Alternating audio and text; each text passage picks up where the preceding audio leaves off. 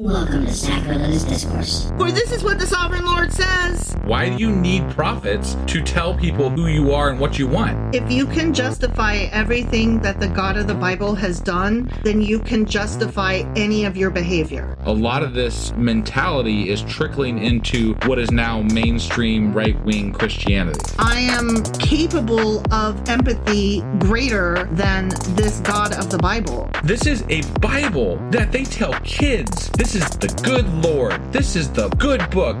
He is fantasizing about murder, mass murder. Head over to sacrilegiousdiscourse.com right now to find out how to leave us a review or support us on Patreon.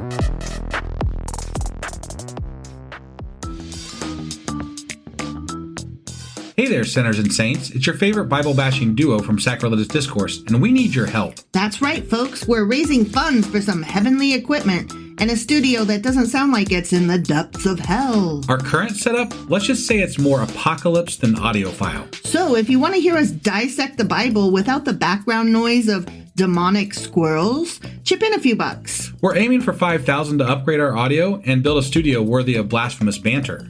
Donate today and help us spread the good word of atheism. You can find a link right on our homepage, sacrilegiousdiscourse.com. Every dollar counts. Even if it's from your collection plate.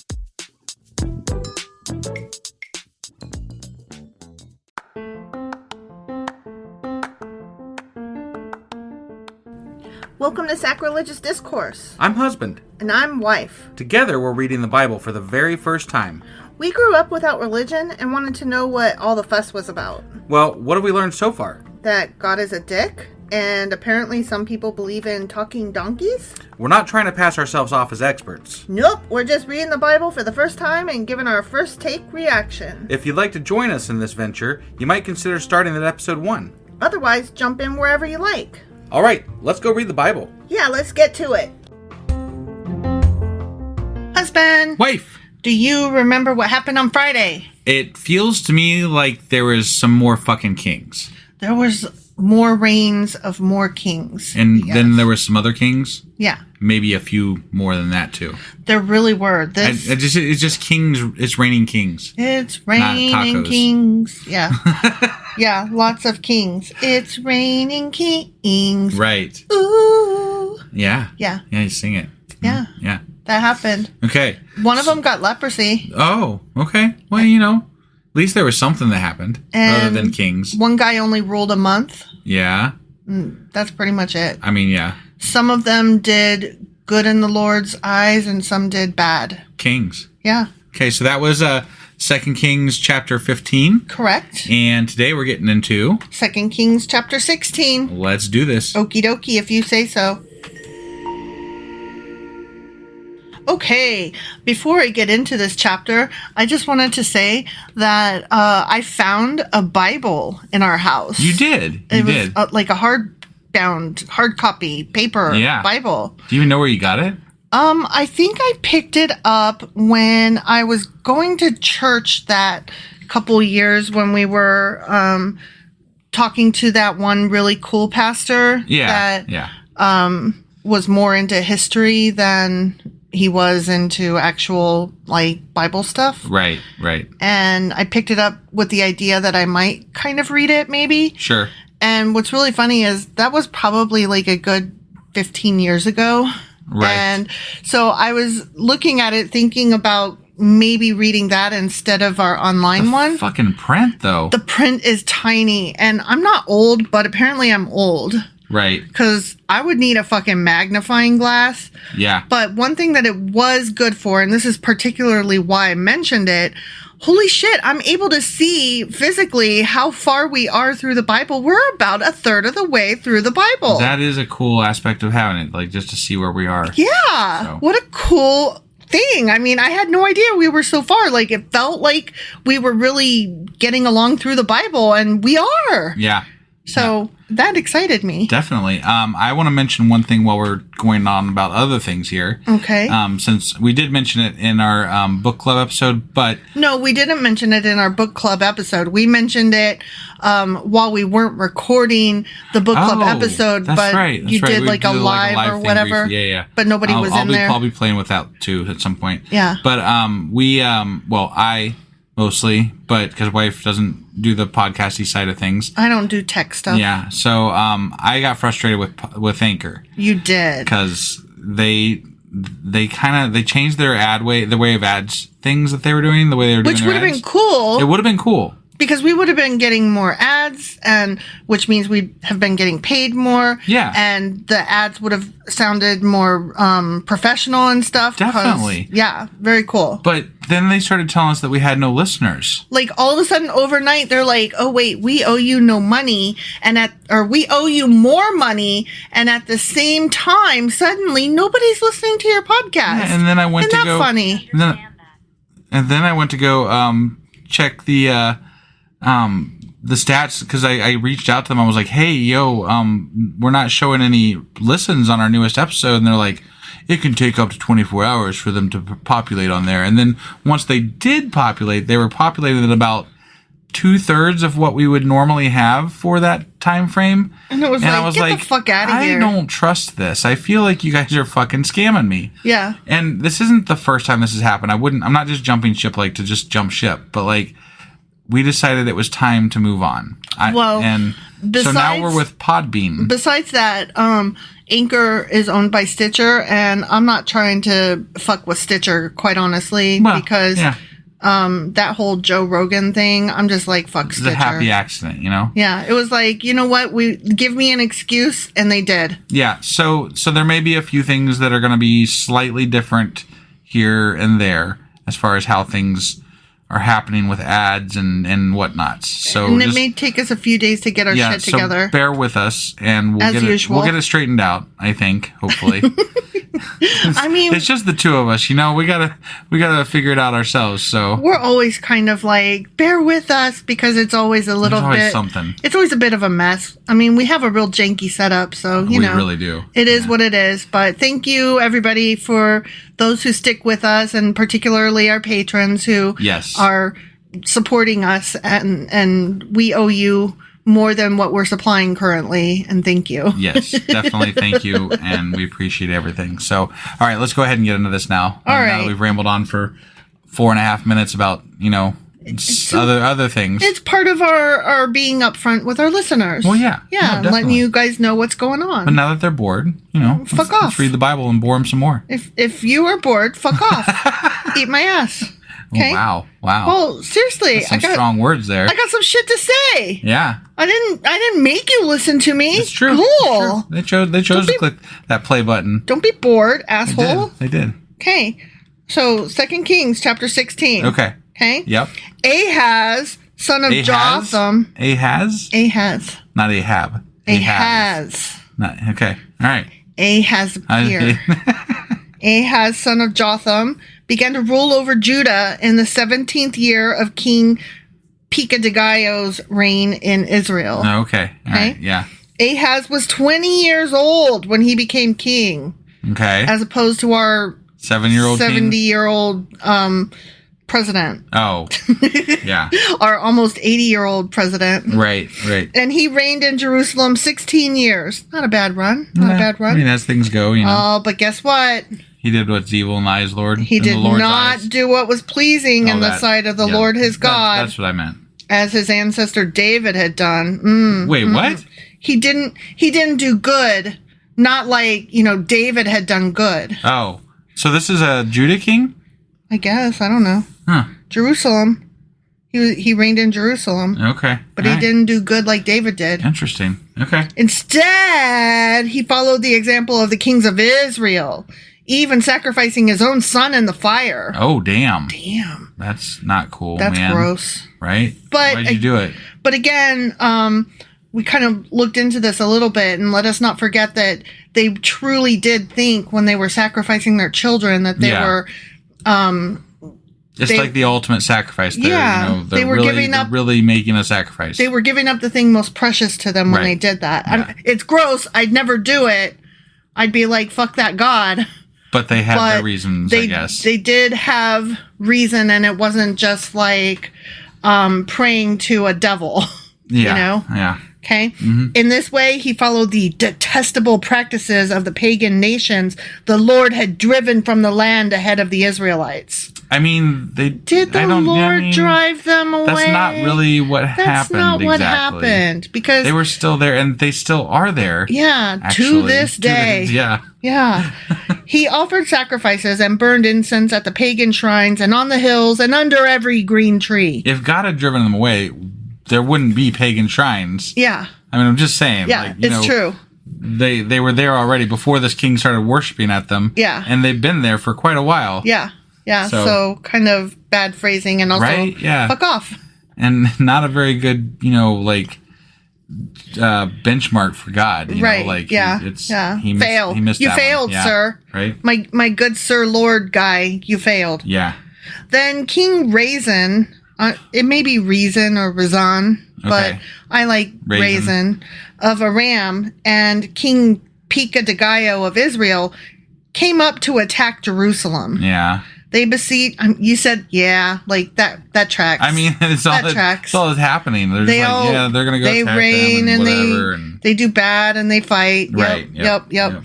They besieged Ahaz, but could not conquer him. Oh. At that time, the king of Edom, which is funny because we literally were just reading about them in Asimov's book. Right.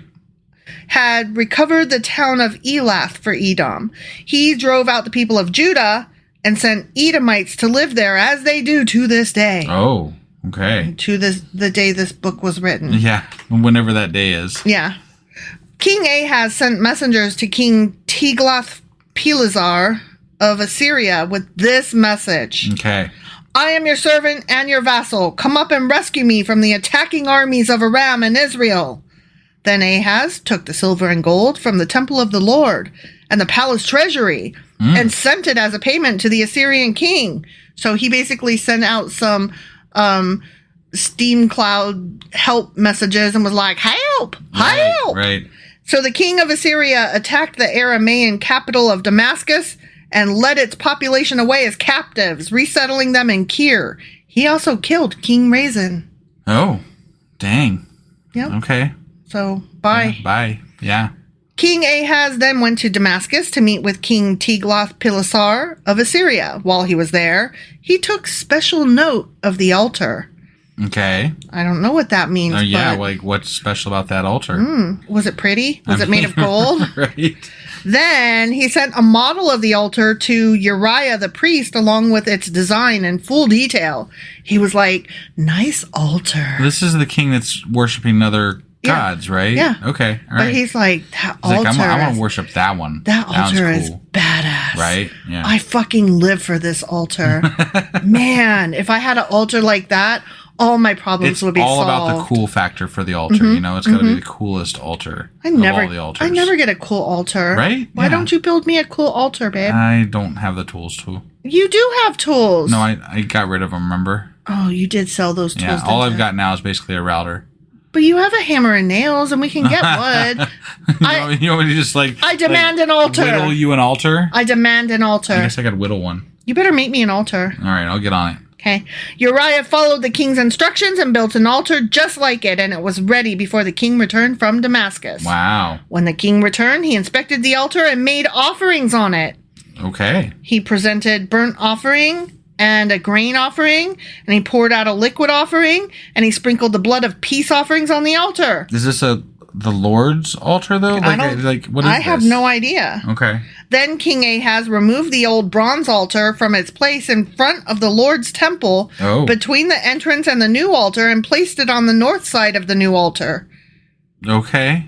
I don't really understand what's happening. Exactly, but okay. He's moving shit around. Yeah, he's rearranging. It's decoration day. We recently rearranged our furniture, but we did not put in a new altar. No new altars. We did put in a new bookshelf, though. Well, I mean, we repurposed a We repurposed a bookshelf. Yeah. Yes. We moved it from here and put it there. Yes. He Indeed. told Uriah the priest, use the new altar for the morning sacrifices of burnt offering, the evening grain offering, the king's burnt offering and grain offering, and the burnt offerings of all the people, as well as their grain offerings and liquid offerings. Sprinkle the blood from all the burnt offerings and sacrifices on the new altar.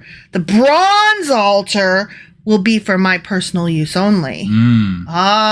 Okay. Uriah the priest did just as King Ahaz commanded him. He's like, I'm going to cover all my bases, and y'all get to pray with me to the Lord, but then in private, I'm still going to use this old offer for my pagan shit. Or something. Right? But it was like the Lord's altar, though. So, like, maybe he's trying to do, offerings to the Lord in private, too, while also going out sometimes and doing pagan worshiping or something. Well, no, the new one is the one that he's saying... Right, but they removed the one from the temple. So, like, it was the Lord's altar before, the one that they just installed.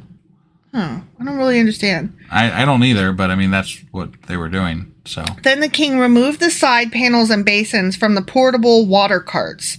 He also removed the great bronze basin called the Sea from the backs of the bronze oxen and placed it on the stone pavement. Huh. Remember when David built that giant thing? Or was that like, Solomon? Why did he take him off of the fucking... The sea. Yeah. The giant bath. And the like, carts "Fuck were this made bath." to cart the water in and stuff. So, Yeah. like, what are you going to use to cart the water in? I don't think he's putting water in there anymore. What's he putting? I mean, like, what's He's going like, in there? fuck this sea. Fuck this Okay. giant bath. All right. I got no Bathsheba. I don't need a giant bathtub. I guess. In deference to the king of Assyria, he also removed the canopy that had been constructed inside the palace for use on the Sabbath day, as well as the king's outer entrance to the temple of the Lord. The rest of the events in Ahaz's reign and everything he did are recorded in that fucking book. Of, things. Yeah. That. We're just going to call it that fucking book. That fucking book. Okay? Yeah. When Ahaz was died, when he was dying, when he did a death, he died. When he died, he was buried with his ancestors in the city of David. Then his son Hezekiah became the next king. The end. Okay. So, some more kings. Yep. And just stuff. The one king, though. Just the one king. Yeah. Ahaz. Right. Yeah. And true. he rearranged furniture. Right. That's true. That's what he did. Yep. And he went to war. Yeah. And of course. Whatever. Yeah. Stuff like that. Kind of boring. And things. Honestly. It was a little bit. Yeah. Sorry, guys. I mean, it is what it is, right? It's the fucking Bible. I'm ready to get out of Kings, but I know Chronicles ain't going to be that much better. No, I know. But, it's just, you can only hear so much about so many kings. And then there was another king. And then there was another king. And then there was another king. Kings. Like, none of them do anything different. No. I need some stories. Right? Go back to the stories. I need some giants. I need some angels. Yeah. I need some talking donkeys. I need some shit to make fun of. Yeah. Yeah. This is just like, yep, that was boring. Right? Like, that going in. God. Yeah, don't live up to our expectations. Shit. All right. Well, that was 2 Kings chapter 16. Sure as fuck was. And tomorrow we're going to be back with 2 Kings chapter 17. We'll see you guys then. Bye. Hey, wife, I guess that's the end? But husband, that's just sad. It doesn't have to be. We are on lots of social media platforms like Twitter. Our handle there is sacrilegious_D. For D's nuts. Oh my God. Stop doing that. Anyway, we're also on Facebook, Instagram, and Pinterest. There's a link to all of our social media sites at our website. Ooh, we have a website? Yeah, it's sacrilegiousdiscourse.com, where you can also find a link to our merch shop. We have a merch shop? Yep, we have podcast-themed clothing, mugs, notebooks, and more, as well as an atheist and science-themed products. Wow, our fans should really go check that out right now. Definitely. They can get in touch with us by sending an email to sacrilegiousdiscourse@gmail.com. But before they do that, we could really use some help. Oh yeah? With what? Well, it's not free running the podcast, and we need some financial support in order to get better equipment, which will free up time so we can concentrate on our podcast and our fans. Okay, so what should they do? Head over to patreon.com/sacrilegiousdiscourse and sign up as a contributor on our podcast. Supporters there receive additional bi-weekly episodes that we record just for our Patreon members for as little as $2 a month.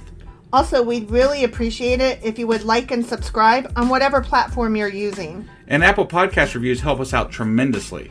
Like and subscribe. Leave an Apple review. Join us on Twitter. Support us on Patreon. That's a lot of instructions. Don't forget to say thanks. Thanks. Okay, bye.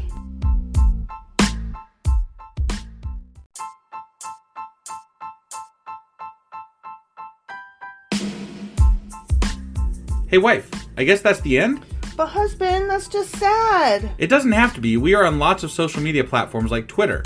Our handle there is sacrilegious_D. For D's nuts. Oh my God. Stop doing that. Anyway, we're also on Facebook, Instagram, and Pinterest. There's a link to all of our social media sites at our website. Ooh, we have a website? Yeah, it's sacrilegiousdiscourse.com, where you can also find a link to our merch shop. We have a merch shop? Yep, we have podcast-themed clothing, mugs, notebooks, and more, as well as an atheist and science-themed products. Wow, our fans should really go check that out right now. Definitely. They can get in touch with us by sending an email to sacrilegiousdiscourse@gmail.com. But before they do that, we could really use some help. Oh yeah? With what? Well, it's not free running the podcast, and we need some financial support in order to get better equipment, which will free up time so we can concentrate on our podcast and our fans. Okay, so what should they do? Head over to patreon.com/sacrilegiousdiscourse and sign up as a contributor on our podcast. Supporters there receive additional bi-weekly episodes that we record just for our Patreon members for as little as $2 a month. Also, we'd really appreciate it if you would like and subscribe on whatever platform you're using. And Apple Podcast reviews help us out tremendously. Like and subscribe. Leave an Apple review. Join us on Twitter. Support us on Patreon. That's a lot of instructions. Don't forget to say thanks. Thanks. Okay, bye.